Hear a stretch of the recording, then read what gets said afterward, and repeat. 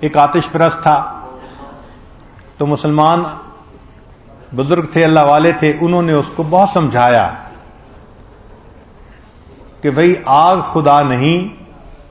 تم اس سے توبہ کرو اور جو صحیح ایک خدا ہے اس پر ایمان لاؤ۔ وہ بحث کرتا رہا، انہوں نے بالآخر سوچا کہ یہ شاید سیدھی انگلی سے گھی نہیں نکلے گا، ٹیڑھی انگلی سے نکالنا پڑے گا۔ ان کا اچھا دیکھو، آپ آگ کو پوجتے ہو نا، وہ تمہارا خدا ہے، تو میں اور آپ مل کے آگ میں ہاتھ ڈالتے ہیں، اور جو سچا ہوگا اس کا ہاتھ نہیں جلے گا، جو جھوٹا ہوگا ہاتھ جل جائے گا۔ تو وہ ذرا گھبرایا،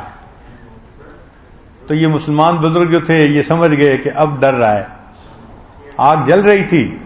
انہوں نے زبردستی اس کا ہاتھ پکڑا اور پکڑ کے کھینچا اور آگ کے اندر ڈال دیا۔ اب اللہ کی شان کہ آگ نے دونوں میں سے کسی کا ہاتھ نہیں جلایا، تو وہ جو بزرگ تھے وہ دل میں بڑے غمزدہ، یا اللہ میں اسلام پہ تھا، سچ پہ تھا، میرا ہاتھ تو نہ جلتا مگر اس کا ہاتھ تو جلنا چاہیے تھا، یہ تو جھوٹ پہ ہے، باطل پہ ہے۔ تو جب انہوں نے دل میں یہ سوچا، اللہ نے الہام فرمایا، اے میرے پیارے، ہم اس کے ہاتھ کو کیسے جلا دیتے جبکہ اس کے ہاتھ کو آپ نے پکڑا ہوا تھا؟ ہم اس کے ہاتھ کو کیسے جلا دیتے جب اس کے ہاتھ کو آپ نے تھاما ہوا تھا؟ اللہ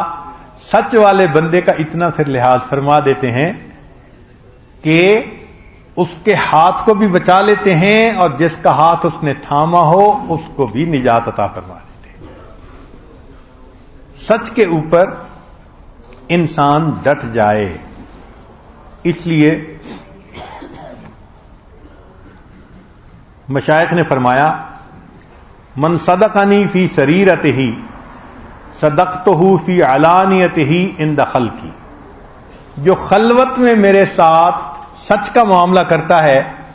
میں جلوت میں مخلوق کے ساتھ اس کے سچ کو پورا کر دیتا ہوں، سچ کا معاملہ کرتا ہوں، اس کے سچ کو ظاہر کر دیتا ہوں۔